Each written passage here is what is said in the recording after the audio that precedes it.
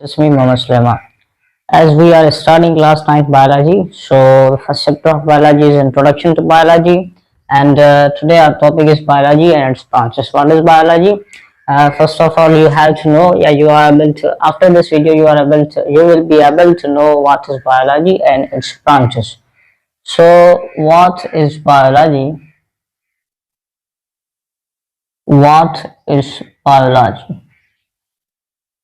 आपके पास बायोलॉजी क्या होती है या बायोलॉजी है क्या? तो जब हम बायोलॉजी की बात करते हैं तो हमारे पास डायरेक्ट ये आ जाता है कि भाई लाइफ के बारे में स्टडी, क्योंकि बायो का मकसद क्या होता है, लाइफ हमारे पास, और लॉजी का मकसद होता है स्टडी। तो बायोलॉजी की वर्ड मीनिंग क्या हुई कि भाई स्टडी ऑफ लाइफ। तो अगर हम जो है इसकी डेफिनेशन लिखें व्हाट इज बायोलॉजी, तो डेफिनेशन हमारे पास आ जाएगी कि biology is a multi dimensional subject. Biology is a multi dimensional subject. Biology is a multi dimensional subject. Biology is a multi-dimensional subject which deals with the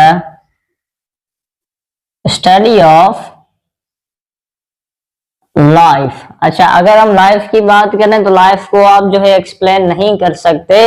life को हम explain करते हैं bye activities. Life हमें नहीं पता कि क्या है, बस हम लाइफ को क्या करते हैं, एक्सप्लेन करते हैं बस एक जो है एक्टिविटीज के जरिए। भाई लाइफ जो है डाइजेशन होती है, एक्सक्रिएशन होती है, रेस्पिरेशन होती है। अगर जिस भी एनिमल में, जिस भी स्पेशी में अगर ये चीजें हो तो उसका मतलब है उसमें लाइफ है, और वो हमारे पास बायोलॉजी में आ जाती है। तो life can not be explain, but life can be explain by activities.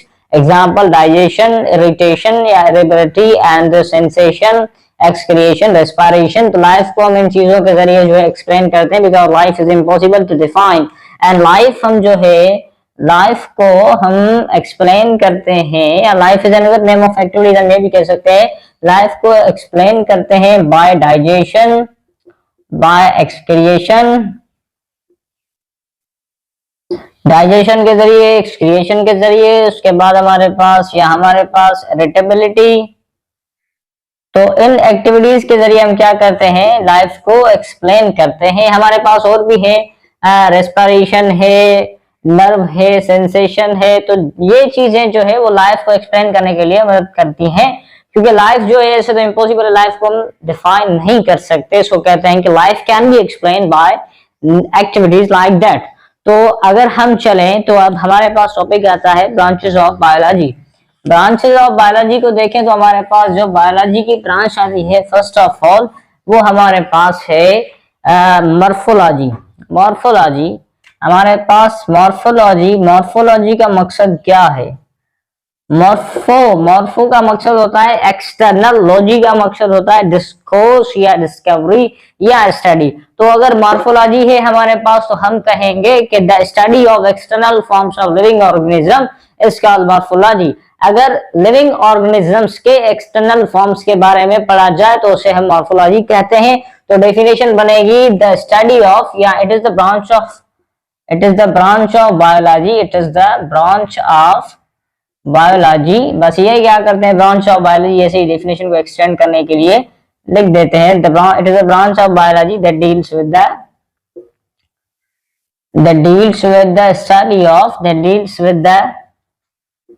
the study of living organism. A branch of biology that deals with the external form, that deals with the study of external forms of living organism. External forms of living organisms। हमारे पास morphology क्या होती है कि branch of biology that deals with the study of external form. जो हमारे पास living organisms के external form होते हैं वो जो हमें आंखों से दिखाई दे, हमें नेक्ड आंखों से हम देख सके। बायोलॉजी में हमारी आंखों को नेक्ड कहा गया है क्योंकि हमारी जो आंख है वो एज अकॉर्डिंग टू बायोलॉजी बहुत सारी स्पीशीज को देखने से महरूम है, सो दैट्स व्हाई हमारी आंखों को नेक्ड कहा जाता है। तो हम अपनी नेक्ड आई से अगर external forms of living organism जो है उनको देख सकते हैं, जो भी फॉर्म्स हम अपनी आंखों से देख सकते हैं लिविंग ऑर्गेनिज्म के, उनकी स्टडी को मॉर्फोलॉजी कहते हैं। एग्जांपल आई, ईयर, जो भी आपके पास एक्सटर्नल फॉर्म्स है वो आते हैं मॉर्फोलॉजी के अंडर में। So moving to the next है हमारे पास एनाटॉमी। एनाटॉमी या एनाटॉमी, तो एनाटॉमी का मकसद क्या होता है कि it is the study of internal parts of living organism. जो हमारे पास इंटरनल पार्ट्स होते हैं जैसे किडनी है, हार्ट है, उसके बाद लिवर है, गॉल ब्लैडर है, पैनक्रियास है, स्प्लीन है, ये हमारे पास जो है एनाटॉमी में आते हैं। तो एनाटॉमी का मकसद क्या होता है कि study of internal parts of living organism, जो भी आपके इंटरनल पार्ट्स हैं वो आप एनाटॉमी में पढ़ते हैं।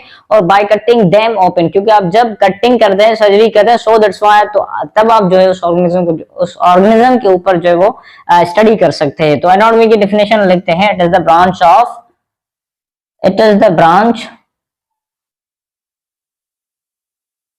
the branch of biology that deals with the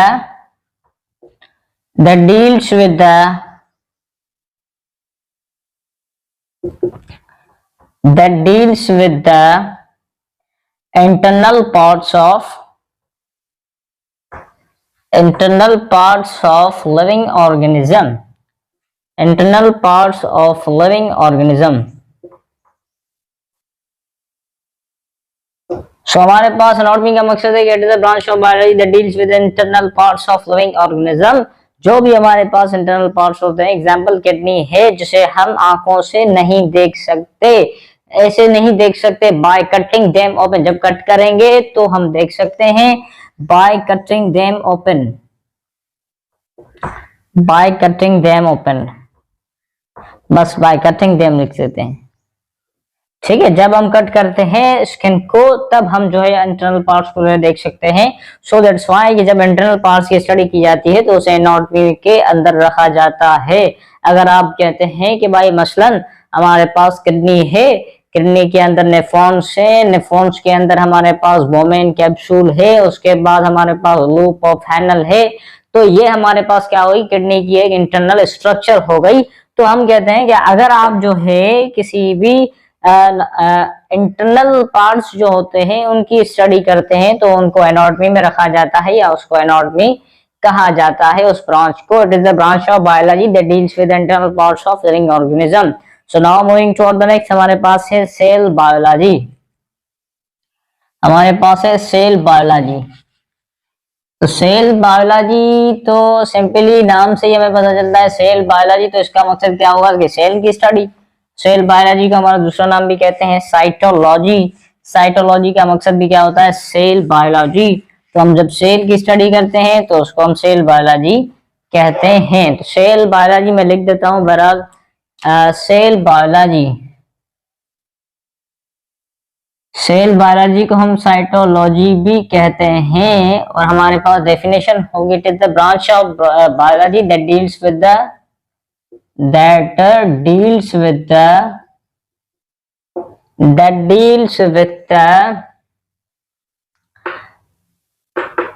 study of cell and its organelles।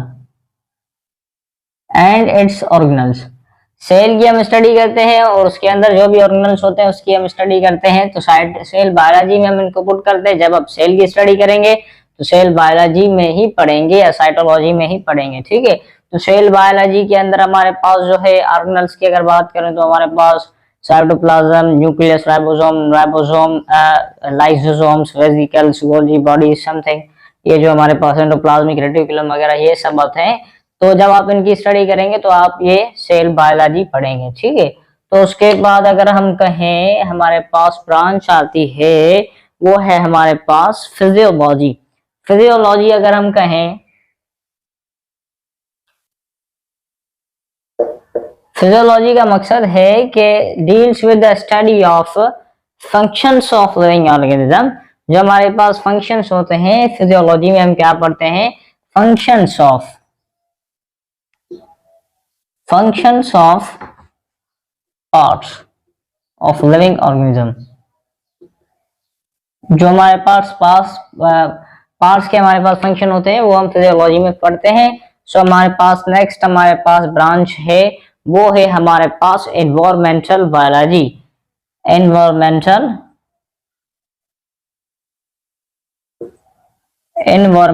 Biology. अगर हम एनवायरमेंटल बायोलॉजी की बात करें तो एनवायरमेंटल बायोलॉजी का मकसद क्या होता है कि जो रिलेशनशिप होता है बायोटिक और अबायोटिक कंपोनेंट के दरमियान, तो उसे हम एनवायरमेंटल बायोलॉजी में पढ़ते हैं। अच्छा, बायोटिक कंपोनेंट वो होते हैं जो कि लिविंग ऑर्गेनिजम्स हो, अबायोटिक कंपोनेंट वो होते हैं जो कि नॉन लिविंग हो, और लिविंग और नॉन लिविंग का आपस में डायरेक्ट रिलेशन होता है, क्योंकि लिविंग ऑर्गेनिज्म को वाटर चाहिए होता है जिंदा रहने के लिए, फूड चाहिए होता है जिंदा रहने के लिए, एयर होती है, टेम्परेचर होता है, ये सब चीजों पर डिपेंड करता है। तो लिविंग ऑर्गेनिज्म का डायरेक्ट रिलेशन होता है नॉन लिविंग पर। तो बायोटिक ऑर्गेनिजम्स का या बायोटिक का डायरेक्ट रिलेशन होता है अबायोटिक पर। तो बायोटिक एंड अबायोटिक के रिलेशन को हम पढ़ते हैं एनवायरमेंटल बायोलॉजी में, और हम इसको समथिंग मतलब कि इसको हम कहते हैं इकोसिस्टम कहते हैं, जिसमें हमारे पास लिविंग और नॉन लिविंग आपस में डिपेंड करते हैं, उसको इकोसिस्टम भी कहते हैं। और एनवायरमेंटल बायोलॉजी को हमारे पास इकोलॉजी भी कहते हैं।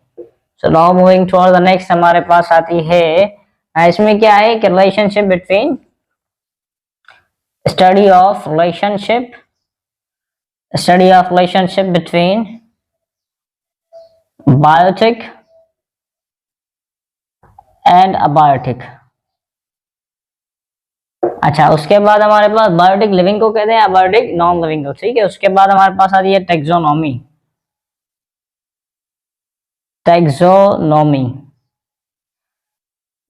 टेक्सोनॉमी हमारे पास क्या है कि grouping, classification and naming of living organism. जब आप, क्योंकि there are 1.5 million species, more than 1.5 million species, तो हम क्या करते हैं उन स्पीशीज को हम जो है सब ग्रुप्स में डिवाइड करते हैं या ग्रुप्स में डिवाइड करते हैं आसानी से पढ़ने के लिए। तो जब हम सब ग्रुप्स में डिवाइड करते हैं तो बाय टेक्सोनॉमी करते हैं, तो हम क्या कहेंगे कि ग्रुपिंग, नेमिंग एंड क्लासिफिकेशन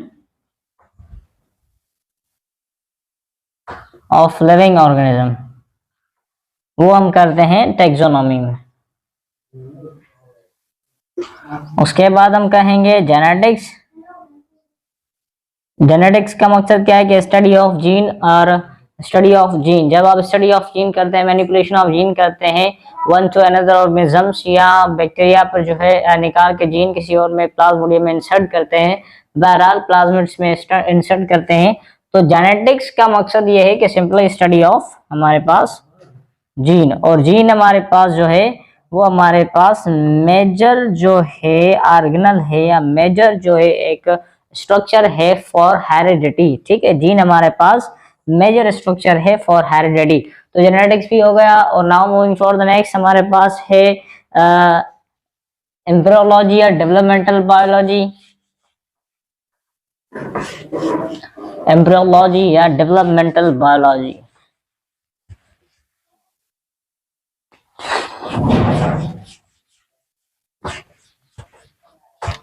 अच्छा, अगर हम बात करें एनवायरमेंटल बायोलॉजी की, डेवलपमेंटल बायोलॉजी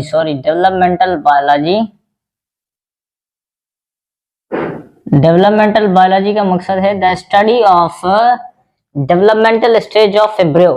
एम्ब्रियो का जब डेवलपमेंटल स्टेज होता है, जब हमारे पास एम्ब्रियो बनता है, जब स्पीशी की या किसी ऑर्गेनिज्म की स्टार्टअप जब किसी का होता है, तो पहले हमारे पास होती है एम्ब्रियो।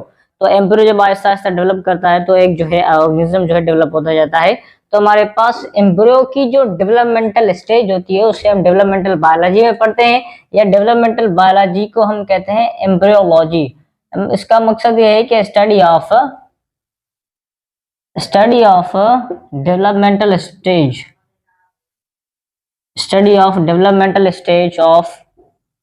स्टेज ऑफ एम्ब्रियो, ठीक है। उसके बाद हमारे पास ब्रांच आती है पैलेंटोलॉजी। तो पैलेंटोलॉजी हमारे पास पैलेंटोलॉजी का मकसद क्या है? हमारे पास स्टडी ऑफ फॉसिल फ्यूल्स। हमारे पास जो है पैलेंटोलॉजी में क्या करते हैं? फॉसिल्स की स्टडी करते हैं। इसका मकसद क्या है कि जो हमारे पास पास्ट जो हमारे पास रिमेन्स जो एक स्पेशीज के रिमेन्स एक निशान है, जो कि हम कहते हैं भाई डायनासोर्स था, डायनासोर के जो रिमेन्स हैं उसको फॉसिल्स कहा जाता है। बहरहाल जो हमारे पास पैलेंटोलॉजी में क्या करते हैं कि एज ऑफ जो है हमारे पास फॉसिल जो है वो डिटरमाइन करते हैं। ठीक है, तो हम सिंपली कहेंगे कि द स्टडी ऑफ फॉसिल्स या study to determining the age of fossils. ठीक है, उसके बाद हमारे पास ब्रांच आती है फार्माकोलॉजी। फार्माकोलॉजी का मकसद क्या होता है कि ड्रग्स के बारे में स्टडी। फार्मेसी आप पढ़ते हैं ना, मेडिसिन के बारे में स्टडी करते हैं, तो फार्माकोलॉजी का मकसद होता है स्टडी ऑफ ड्रग्स। ठीक है, ड्रग्स का मकसद क्या है? मेडिसिन। उसके बाद हमारे पास ब्रांच आती है जेनेटिक्स। सॉरी, जेनेटिक्स पढ़ लिया। उसके बाद हमारे पास जेनेटिक जो ब्रांच थी उसमें हम हेरिडिटी को भी पढ़ लेते हैं। ठीक है, उसके बाद हमारे पास आती है मॉलिक्यूलर बायोलॉजी। मॉलिक्यूलर बायोलॉजी में आप क्या पढ़ते हैं? स्टडी ऑफ मॉलिक्यूल्स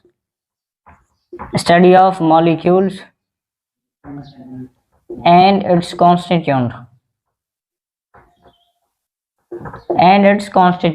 सो हमारे पास ब्रांचेस जो है आई थिंक सो क्लियर हो गई है। बस एक ब्रांच रहती है सोशो बायोलॉजी। सोशो बायोलॉजी का मकसद क्या होता है कि social behaviour of animals, insects